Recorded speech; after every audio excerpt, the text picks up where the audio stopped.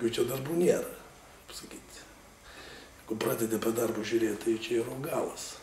Pasakyti, gerus 2 mokytojus turėjau.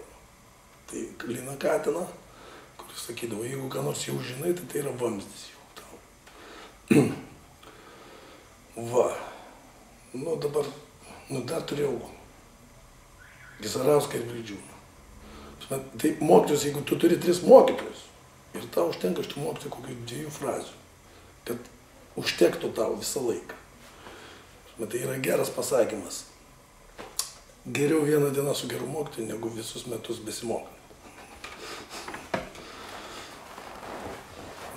Yra, kaip sakyti, bereikalingų klajonių, kad nebūtų. Yra tam tikri dalykai, kurie turi būti aiškiai pasakomi ir nereikėtų, žinai, kad ten važinėti kažkur pro šoną. O šiaip, kad aš ką sakiau apie tą estetiką, visados klausiu, kas yra estetika, koks jūsų stilius, ar jūs skulptorius, ar jūs grafikas, ar jūs ten gėjus ar nekadėjus, tai yra visiškai neįdomu. Iš esmės, forma neturi jokios reikšmės. Ta prasme, tik tiek, sakykime, jeigu aš būčiau balerina geriau sudėtas, tai galbūt aš visą tai galėčiau išsakyti šokį. Čia jokio skirtumo iš tikrųjų. Bet kaip menininkų žmogui, visiškai žmogus turi būti vienalytis. Ta prasme, neturi painiotis gyvenimas su kūryba. Man yra, kaip sakyti, labai aiškiai ir tiksliai. Man menas yra gyvenimas ir gyvenimas yra menas. Aš nieko čia neatskiriu. Viską, ką darau, man yra vienas ir tas pats. Net šeima yra tas pats. Tai yra vientisas dalykas, aš jo neskirstau niekaip. Estetika. Iš tikrųjų, pati mano profesija, skulptūra, ypatingai dirbant visuomeninėse erdvėse. Tai yra N metų stovi.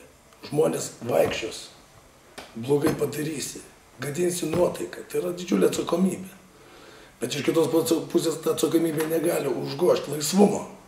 Prasme, sprendiniuose. Tai kartu aš turiu derinti ir atsakomybę, ir laisvę.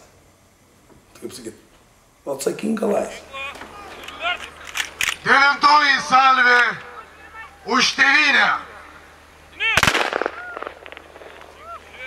O apie tai, kad va tuos kontekstai, man kiekviena aplinka man jau pasako, sufleruoja, kas galėtų būti. Arba kūryba tai yra mokėjimas skaityti aplinką. Nieko kurti nereikia. Kūrybingumą, aš tai manau, kad kūrybingumas yra, kaip sako, kūrybingai reikia, kūrybinga.